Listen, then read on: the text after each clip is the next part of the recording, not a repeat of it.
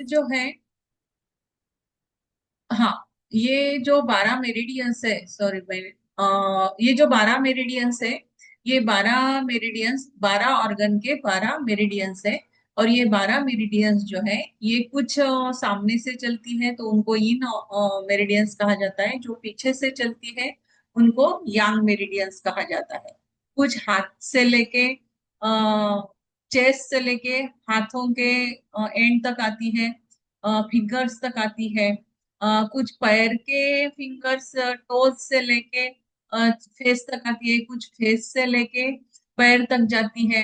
तो इस तरह से ये जो मेरिडियंस है, ये मेरिडियंस के रूप में की जो है बायो एनर्जी जो है, ये बायो एनर्जी हमारे ऑर्गन्स की हमारे शरीर में बहती है। तो ये ऑर्गन्स है: lungs, large intestine, kidney, urinary bladder, liver, gall bladder, heart, small intestine, pericardium, triple warmer, spleen and stomach. इस तरह से ये 12 ऑर्गन की 12 मेरिडियंस में हमारी एनर्जी जो है, की एनर्जी जो है, बायो एनर्जी बहती है। और दो मेरिडियंस जो है, वो सेंटर लाइन से जाती है। जो सामने से जाती है वो नीचे से ऊपर तक जाती है, यहाँ मुंह तक आ जाती है, वो लिप्स तक। तो वो है कंसेप्शन वेसल। गवर्निंग वेसल पीछे से निकलती है, वो पीछे से सेंटर लाइन से जा रही है, तो उसको गवर्निंग वेसल कहते हैं। ये दो जो है वो सेंटर लाइन से चलती है। ये यूनिलैटरल है, सिर्फ एक ही लाइन है। लेकिन ये बाकी जो 12 जो मेरिडियंस है वो बायलैटरल है, यानी कि लेफ्ट साइड में भी है और राइट साइड में भी है। तो इसको हम क्या कहेंगे? बायलैटरल। अब स्प्लीन की मेरिडियन जो है, वो स्प्लीन की मेरिडियन इस तरह से ईस्ट साइड भी चल रही है और इस साइड से भी चल रही है, दोनों साइड से। वैसे ही सभी मेरिडियंस जो है वो दोनों साइड से चलती है, इसलिए इनको बायलैटरल कहा जाता है। सिर्फ ये दो और जो है, conception vessel meridian and governing vessel meridian, ये सिर्फ अकेली सिंगल लाइन है, इसलिए इसको यूनिलैटरल कहते हैं। सिंगल लाइन में चलती है, ये याद रखना है। ये वाइवा में पूछ सकते हैं, ये यूनिलैटरल है या बायलैटरल है, ये आपको पूछा जाता है।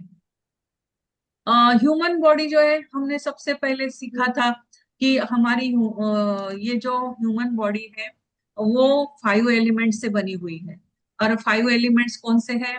ये है earth, water, fire, wood and metal. इन एलिमेंट से हमारी बॉडी जो बनी हुई है।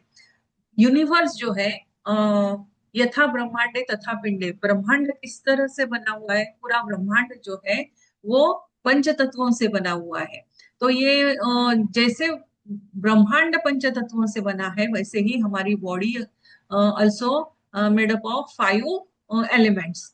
तो ये 5 एलिमेंट्स जो है, अभी हमारी बॉडी, टोटल बॉडी अगर हमने फिजिकली देखा जाए तो ये हमारी बॉडी है। तो ये बॉडी जो है, अभी ये बॉडी में एक एक मेरिडियन मैंने अभी बताया। तो एक एक मेरिडियन जो है, अभी हार्ट लिया हमने, लीवर लिया, स्टमक लिया, स्मॉल इंटेस्टाइन लिया, तो एक एक ऑर्गन हो गए, इस बॉडी के एक एक ऑर्गन हो गए। मतलब ये जो बॉडी है, ये बॉडी के अंदर एक एक ऑर्गन है, वो जो अंदर उसमें बिठाए गए हैं बहुत अच्छी तरह से, और वो अपना अपना काम अपने अपने टाइम पे, ऑर्गन क्लॉक के हिसाब से वो अपना अपना काम कर रहे हैं। तो जैसे ये बॉडी पंच तत्व से बनी है, इसका मतलब है कि हर एक ऑर्गन भी पंच तत्वों से बना हुआ है। सिर्फ मैंने अगर हार्ट लिया, हार्ट छोटा सा हमारी जितनी मुट्ठी होती है उतना ही हमारा हार्ट होता है। तो ये जो हार्ट है, ये हार्ट भी पंच तत्वों से बना हुआ है। इसके भी 5 तत्व हैं। तो ये जो बैलेंस है, हम हम जो सीख रहे हैं एक्यूप्रेशर, एक्यूपंक्चर जो भी हम सीख रहे हैं, तो हम क्या सीख रहे हैं कि ये पंच तत्व, ये पंच एनर्जी जो है, ये 5 तत्वों की एनर्जी जो है, वो एनर्जी कभी कम होती है, कभी बैलेंस होनी चाहिए। वो जो पंच तत्व है हमारे शरीर में, वो बैलेंस होने चाहिए। कभी ये आकाश तत्व अगर ज्यादा हो जाए, कभी वाटर एलिमेंट ज्यादा हो जाए, या फिर अर्थ एलिमेंट ज्यादा हो जाए, तो क्या होता है? वो इम्बैलेंस हो जाते हैं। ये जो पंच तत्व है, ये पंच तत्व इम्बैलेंस हो जाते हैं। तो वैसे ही अब एक एक ऑर्गन का भी, अभी हम हार्ट देख रहे हैं, तो हार्ट का क्या होगा कि हार्ट का अगर कुछ एक एलिमेंट गड़बड़ हो जाए, ये जो पांच तत्वों से ये बना हुआ है, आ, ये अगर लिया जाए तो ये हार्ट जो है, हार्ट भी पंच तत्वों से बना है। तो इसमें से अगर एक भी एलिमेंट कम हो जाए तो उसका असर पूरे हार्ट के ऊपर होगा। तो यही हमें देखना है कि हर एक एलिमेंट भी पांच तत्वों से बना है। तो ये पांच सा एक टोटल 60 कमांड पॉइंट्स होते हैं, 12 मेरिडियंस है। 12 मेरिडियंस के पांच अगर लिए जाए तो 12 फाइव कितना हो गया, 60 हो गया ना। तो 60 कमांड पॉइंट्स हो गए।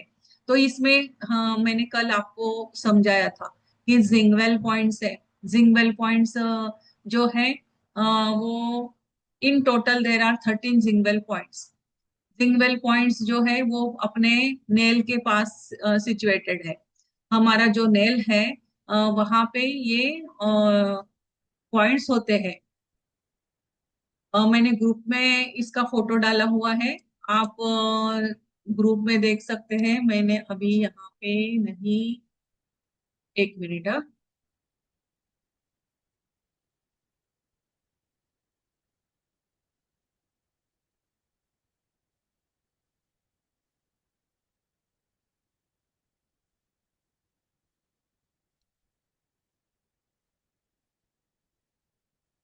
हाँ, ये जो है,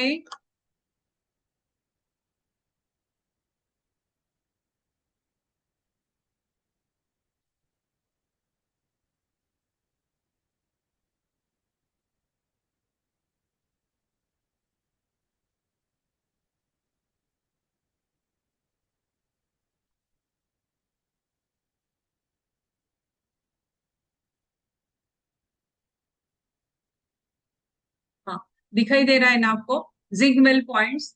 जिंगवेल पॉइंट्स जो है ये हमारे नाखून, दिखाई दे रहा है ना सबको, मेरी आवाज आ रही है? हाँ हाँ, आ रही है। हाँ। आ, तो ये jing well points, jing well points यानी कि वेल पॉइंट्स। हाँ, all the jing well points are located.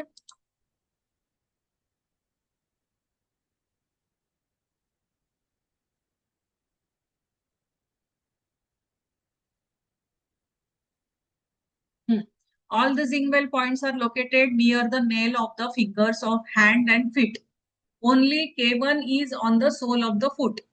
ये एक ही जो है, जो किडनी का K1 पॉइंट आपको पता है, किडनी का K1 पॉइंट नीचे होता है स्टार्ट।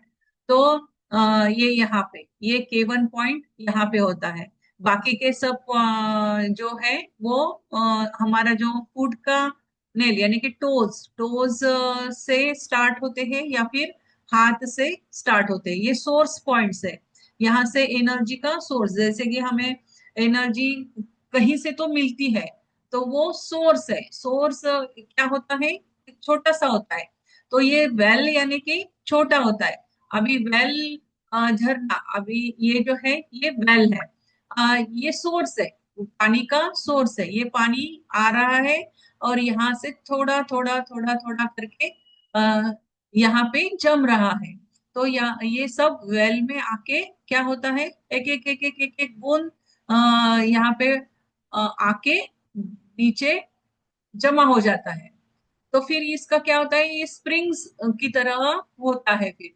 तो ये जिंक वेल यानी कि क्या, कि ये जो है ये छोटी एनर्जी है। सिर्फ jing well points are to be used in acute emergencies, for example in the case of fainting, coma, epilepsy, breathlessness, heart attack, cramps. One can use zinc well points, pressure on these points and pricking with needle on these points is used for the treatment purpose. तो ये जो है emergency के वक्त इनका use किया जाता है। अगर एकदम से कोई बेहोश हो गया, किसी को कुछ सूझ नहीं रहा है, हार्ट अटैक आ गया, मिर्गी का दौरा पड़ गया। तो ऐसे इमरजेंसी के वक्त क्या करना है हमें, ये जो पॉइंट्स है जो कि हाथों में और पैरों में है, वहां पे ट्विस्ट करना है।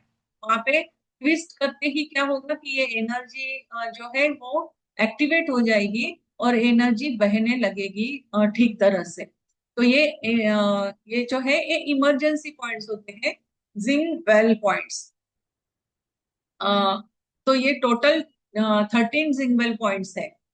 टोटल 13 जिंगवेल पॉइंट्स है। इनमें सबसे इंपॉर्टेंट पॉइंट है तो वो है GV26 और K1, ये याद रखना है। GV26 और K1 जो है वो इमिजिएटली अगर कोई बेहोश हो गया, अगर कोई बेहोश हो गया तो ये पॉइंट लगाना है। हाँ, ये GV26 पॉइंट जो है ये हमारे लिप, अपर लिप और नोज के दो यहाँ पे सेंटर में होता है, बीच में होता है। तो इसको हम क्या करेंगे, प्रेस करेंगे। अगर कोई बेहोश हो गया तो झट से क्या करना है, उसके नोज के नीचे प्रेस करना है। और प्रेस करते ही, ये पॉइंट को प्रेस करते ही उसको होश आ जाएगा, उसको होश आ जाएगा। तो ये GV26 का एक पॉइंट है। और ये K1 का पॉइंट, ये K1 का पॉइंट, इसको प्रेस करना है। K1 के पॉइंट को प्रेस करना है किडनी के।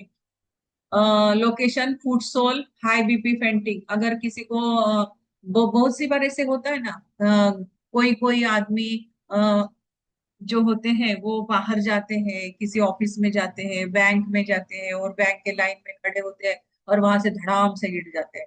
वो क्या क्यों होता है, क्योंकि वो हाई बीपी के कारण उनको खड़े खड़े एकदम से वो बेहोश हो जाते हैं।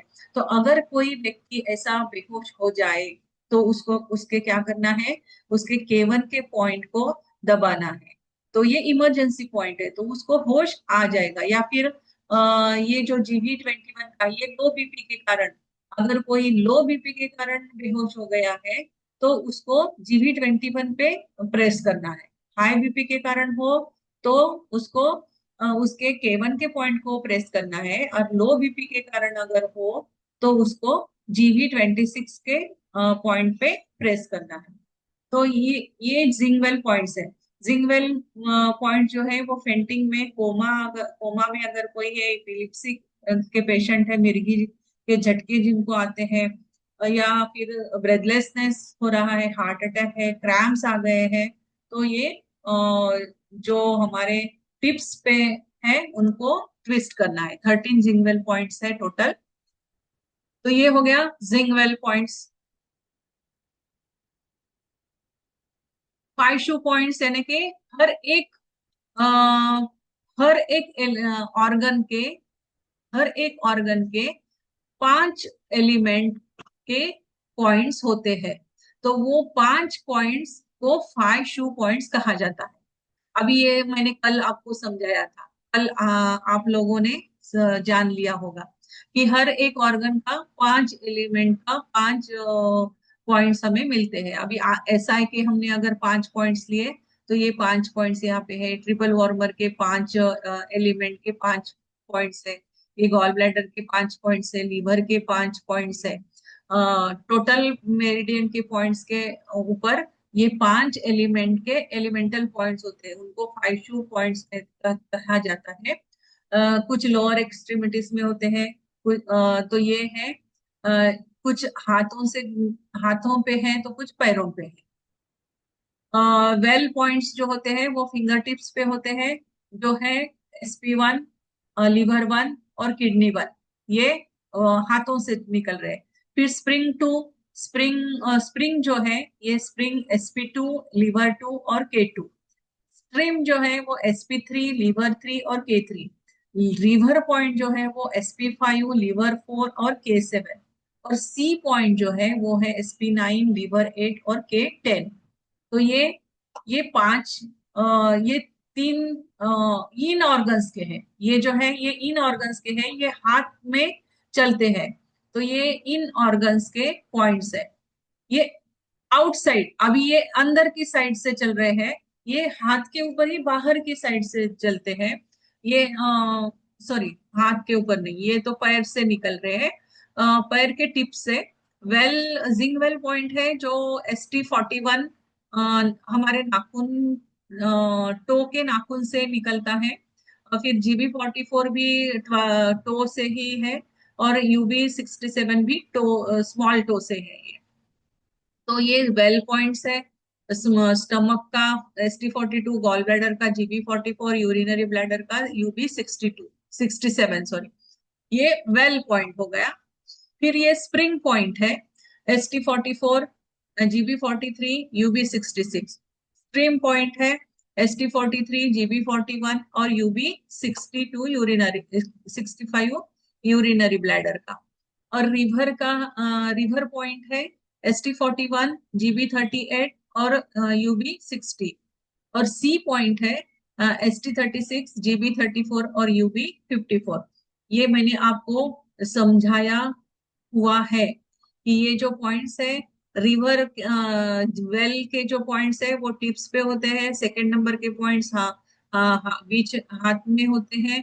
फिर थर्ड जो स्प्रिंग और स्ट्रीम, स्प्रिंग और स्ट्रीम बीच यहाँ पे होते हैं। स्ट्रीम जो है वो यहाँ पे होता है, रिवर सॉरी रिवर यहाँ पे होता है।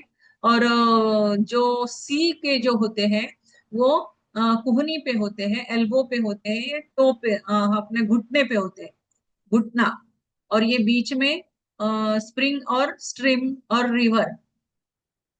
रिवर के पॉइंट जो होते हैं वो हमारे टखने के ऊपर, अ, ये यहाँ पे होता है और रिस्ट पे होते हैं। तो ये जो पॉइंट्स है, if the patient has fainted because of low BP, हाँ, if the food go if a woman could not cry on her husband's death, and because of the shock and grief becomes like a stone, then kidney one would make her cry and she would become normal immediately.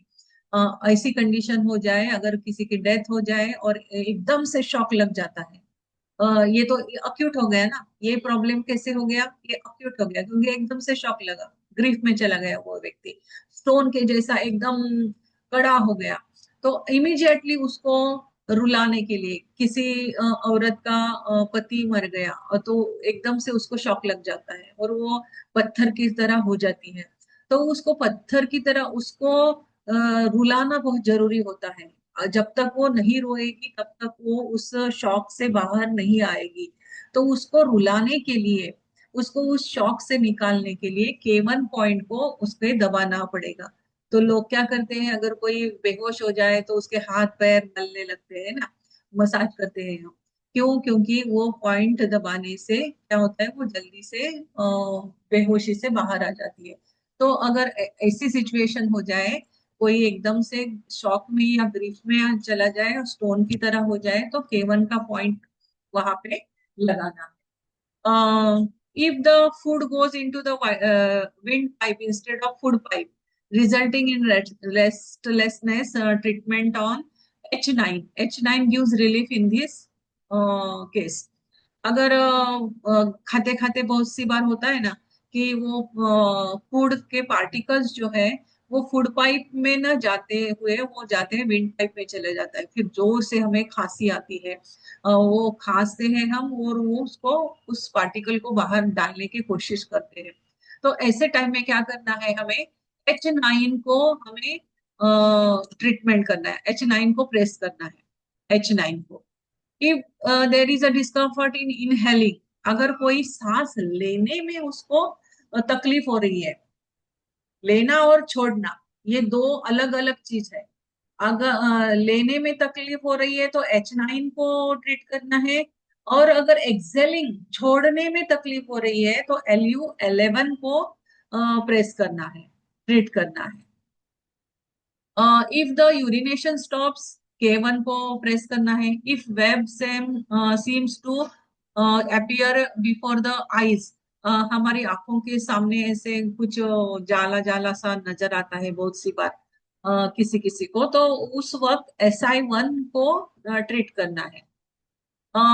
For too much anger treat GB44 and liver 1. ये सब zinc well points है, ये सभी क्या है, zinc well points है। GB44, liver 1। अगर किसी को बहुत गुस्सा आ गया, एकदम से किसी को गुस्सा आ गया, कुछ देखा या कुछ सुना, देखते ही कुछ सुनते ही अ, किसी को गुस्सा आ जाता है ना, तो ऐसे वक्त में क्या करना है, उसको जीबी उसकी जो उंगली तो पैर का जो स्मॉल टो के बाजू वाला सेकंड नंबर का जो टो है, उसको प्रेस करना है। उसको प्रेस करते ही उसका वो एंगर जो है वो कम हो जाएगा। लीवर 1 और GB44 को ट्रीट करना है।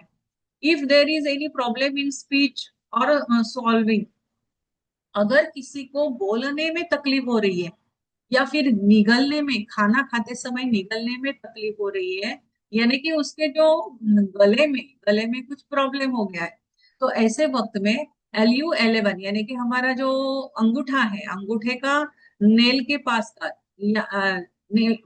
अंगूठे का टिप टिप पे क्या करना है, LU11 को ट्रीट करना है। तो स्पीच का जो प्रॉब्लम है या सॉल्विंग का जो प्रॉब्लम है वो सॉल्व हो जाएगा। इन नोज ब्लीडिंग ट्रीट LU11। अगर किसी को नोज में ब्लीडिंग हो रहा है तो LU11 को ट्रीट करना है। Numbness of fingers can be treated by LU11, LI1, H9, SI1। अगर फिंगर्स में नमनेस आ जाए, बहुत सारे पेशेंट हमारे पास ऐसे आते हैं कि उनके जो फिंगर्स में क्या होता है कि नमनेस आ जाता है। तो ऐसे वक्त में क्या करना है, उनके हर एक फिंगर को ट्विस्ट करना है। LU11, LI1, H9, SI1, ये जो पॉइंट्स है इनको ट्विस्ट करना है। For convergence in children treat P9। बहुत सी बार बच्चों को कन्वर्जेंस आते हैं। कन्वर्जेंस यानी कि वो जैसे एकदम से बेहोश हो जाते हैं, क्या कहते हैं उनको, फिट्स जैसे आ जाता है। तो वो कन्वर्जेंस जब आते हैं तो P9 को ट्रीट करना है। P9 टिप पे है, जो हमारे फिंगर के टिप पे है, तो उसको फिंगर टिप को सेकंड जो उंगली है हमारी, मिडल फिंगर को ट्रीट करना है। If the numbness starts from the upper part of the body and goes towards the lower part of the body, treatment would be SP1।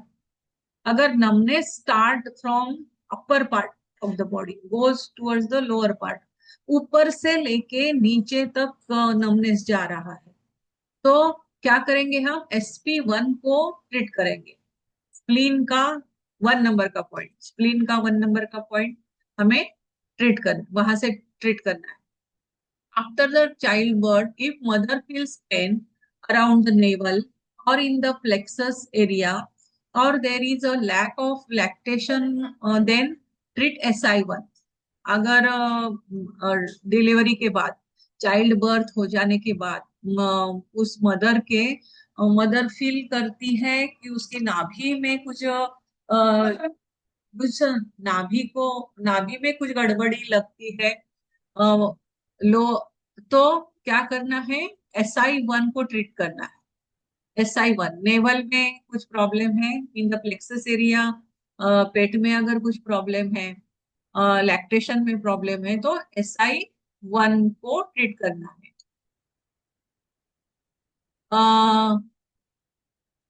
For angina pen, heart का जो pain होता है, angina pain treat H9, P9 and liver 1।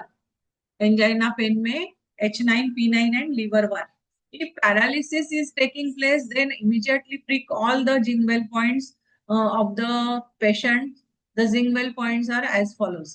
अगर किसी को paralysis हो गया, अचानक पैरालिसिस हो गया, तो सभी जो जिंगवेल पॉइंट्स है जो कि हमारे फिंगर टिप्स पे है, LU11, H9, P9, फिर ये SP1, लीवर 1, K1, ये जो पॉइंट्स है ये इन मेरिडियन के पॉइंट्स है, और ये पैर के पॉइंट्स है, इन मेरिडियंस के ही लेकिन पैर के ऊपर के पॉइंट्स है। और यांग, ये जो है ये यांग मेरिडियंस के पॉइंट्स है, लीवर 1, TW1, SI1, और ये यांग मेरिडियन के ही पॉइंट्स है, लेकिन ये पैर के ऊपर के पॉइंट्स है। तो इनको क्या करना है, इनको प्रिक करना है। इनको क्या करना है, इमीडिएटली पैरालिसिस अगर हो जाए तो immediately prick all the zingual points of the patient. Immediately prick all the zingual points of the patient. अब ये जिंगवेल पॉइंट्स कहाँ पे है, ये देखो ये जिंगवेल पॉइंट्स है, ये ये जिंगवेल पॉइंट्स है, ये टिप पे है, ये जिंगवेल पॉइंट्स है, H9 P9 और LU11। ये है LU11 जो अंगूठे पे है, ये है H9 और ये है P9। ये मिडल फिंगर पे है P9, स्मॉल फिंगर पे है H9। और ये अंदर की साइड से है, अंदर की साइड से, और इन ऑर्गन से नहीं है, बाहर की साइड से, ऊपर की साइड से, जो ब्लैक ब्लैक साइड है हमारा हाथ का, नाखून की साइड, नाखून की साइड पे है SI1। ये SI1 है यहाँ पे स्मॉल फिंगर पे। फिर ये TW1 जो रिंग फिंगर पे है टूवर्ड्स स्मॉल फिंगर। और ये है लार्ज इंटेस्टाइन का 1 नंबर का पॉइंट, SI1, TW1 और LI1। ये जिंगवेल पॉइंट्स है, ये जिंगवेल पॉइंट्स है, ये इन ऑर्गन के जिंगवेल पॉइंट्स है, ये यांग ऑर्गन के जिंगवेल पॉइंट्स है जो कि हाथों में है। तो इनको क्या करना है, हमें इनको हमें प्रिक करना है। अगर किसी को पैरालिसिस हो जाए तो पैरालिसिस में क्या करना है, इन पॉइंट्स को हमें प्रिक करना है, एक नीडल लेके उसको प्रिक करना है। लेकिन ये डॉक्टर के पास ही करना होगा, या फिर एक्यूपंक्चर की जो नीडल होती है उससे ही प्रिक करना है। और ये पैरों के जिंगवेल पॉइंट्स है, पैरों के SP1, ये SP1 पॉइंट है। फिर लीवर 1 जो अंगूठे का ही दूसरी साइड का पॉइंट है, और K1 नीचे होता है। ये दोनों अंगूठे पे ही होते हैं, H1 SP1 और लीवर 1। और K1 जो होता है वो इनसाइड होता है, वो मैंने अभी आपको दिखाया था। तो ये सब जिंगवेल पॉइंट्स है, ये जिंगवेल पॉइंट्स इस तरह से इस्तेमाल किए जाते हैं। Then exchange of bioenergy or body fluids between above and below surface depth of human bodies has been impaired. There will be disease in midriff. Midriff includes chest, diaphragm, and plexus. Nature of trouble in midriff will be plethoric sensations. This is due to the either congestions or indigestions. अभी हमने जो देखा वो acute जो थे वो देखा। अभी ये जो एक्सचेंज ऑफ बायो एनर्जी है एंड बायो फ्लूइड्स जो है, हमारे बायो एनर्जी का और बायो फ्लूइड्स का एक्सचेंज होता रहता है, जो कि नीचे से ऊपर, ऊपर से नीचे, या फिर सरफेस के ऊपर, बॉडी के सरफेस के ऊपर, या फिर बॉडी के डेप्थ में भी होता है। तो ये सब सर्कुलेशन, हमारा एक्सचेंज ऑफ एनर्जी चल रही है। कभी कभी क्या होता है कि there will be disease in midriff, ये बीच में है, मिडरिफ। मिडरिफ यानी कि बीच का, जो चेस्ट कहाँ से है, ये चेस्ट, डायफ्राम एंड प्लेक्सस, यानी कि बीच का पार्ट का है ये। Include chest, diaphragm and plexus. Plexus यानी नाभि का पोर्शन जो है हमारा, वो। तो ये nature of trouble in midriff will be plethoric sensations. This is due to the either congestion और इंडाइजेशन। एक तो एनर्जी वहां पे जम गई है, कंजेशन हो गया है, कंजेशन हो जाने के कारण, या फिर इंडाइजेशन हो जाने का कारण ही पेट में ये जनरली मिडरिफ में जो भी प्रॉब्लम होते हैं वो इंडाइजेशन के कारण ही होते हैं, या फिर कंजेशन के कारण होते हैं। ये दो ही कारण होते हैं जो मिडरिफ में होता है, क्योंकि ये एनर्जी जो है, बायो एनर्जी का ब्लॉकेज होने के कारण ही होता है ये। Pain in midriff can be because of angina pain, muscular pain, और any other type of pain. अब ये मिडरिफ का पेन कैसे होता है, ऐसे लगता है बहुत सी बार हार्ट अटैक आ गया, हार्ट अटैक आ गया, वो डर जाते हैं। लेकिन वो बहुत सी बार क्या होता है कि गैस जमा हो जाने के कारण, डाइजेशन के कारण एंजाइना पेन होता है। कभी कभी मस्कुलर पेन के कारण भी होता है, मसल्स में कंजेशन के कारण होता है, या अदर कोई भी कारण हो सकता है। Successfully examination of which pain is due to the angina, which pain is due to any other reason has been carried out in China since past 5,000 years on Zingwell points. तो हम ये twist करके देख सकते हैं. हाँ, सबसे पहले हमें क्या करना है कि हमें उनके जो फिंगर टिप्स है उन फिंगर टिप्स को ट्विस्ट करना है. जैसे ही हम उन फिंगर टिप्स को ट्विस्ट करेंगे तो जिस फिंगर में पेन मिल रहा है तो वो समझना चाहिए कि उस मेरिडियन में उनका कुछ प्रॉब्लम है. तो ट्विस्ट करते ही हम समझ सकते हैं कि ये एंजाइना का पेन है, मस्कुलर पेन है या एनी अदर टाइप का पेन है. ये इस तरह से चाइना में कई हजारों सालों से देख रहे हैं. In the 12th century during the rule of Ming dynasty, Gao Wu, the learned scholar of acupuncture, wrote a classified analysis of elements of acumoxytherapy. उसने ये जो है गाओ वू, ये जो है इन्होंने 12th सेंचुरी में एक्यूमोक्सी नाम की थेरेपी लिखी हुई है for the benefit of future generations. हमारे उस वक्त उन्होंने लिखी है 12th सेंचुरी में एक्यूमोक्सी थेरेपी हमारे लिए, मतलब फ्यूचर जनरेशंस के लिए. That analysis shows how to diagnose the or to understand the different kinds of pain like angina, muscular or gastric pain या bronchial pain या arthritic pain, even their reason of occurrence. ये सब अलग अलग type के pen है. Angina pen अलग होता है, मस्कुलर पेन अलग होता है, गैस्ट्रिक पेन अलग होता है, ब्रोंकियल पेन अलग होता है, आर्थरिटिक पेन अलग होता है. ये सब क्यों होते हैं, किस वजह से होते हैं, ये उनके रीजंस भी हम जान सकते हैं. ट्विस्ट करके हम जान सकते हैं, वो मेरिडियन को के पॉइंट्स दबा के हम जान सकते हैं. It can be because of two reasons. एक तो कंजेशन के कारण हो सकता है या फिर इनडाइजेशन के कारण. When in any meridian bioenergy increases or reduces in too much quantity, it results in emergency situations. And the indications of the disease would be like a storm and with pain and restlessness. If bioenergy reduces too much, then there will be feeling of numbness in fingers and hands and feet. अगर energy ज्यादा हो जाए तो बहुत pen होता है. और pen अगर एनर्जी कम हो जाए, बायो एनर्जी अगर कम हो जाए तो नमनेस आता है. मूंगी चल रही है या नमनेस, बधिर हो जाते हैं, हम उसको बधिर कहते हैं ना, तो बधिर हो जाते हैं हाथ पैर. अ, अगर एनर्जी कम हो जाए तो नमनेस आता है. एनर्जी अगर ज्यादा हो जाए तो पेन बहुत ज्यादा पेन होता है. It can even lead to paralysis and unconscious. अगर एनर्जी कम हो जाए तो पैरालिसिस और अनकॉन्शियस हो जाते हैं. In the same manner if bio energy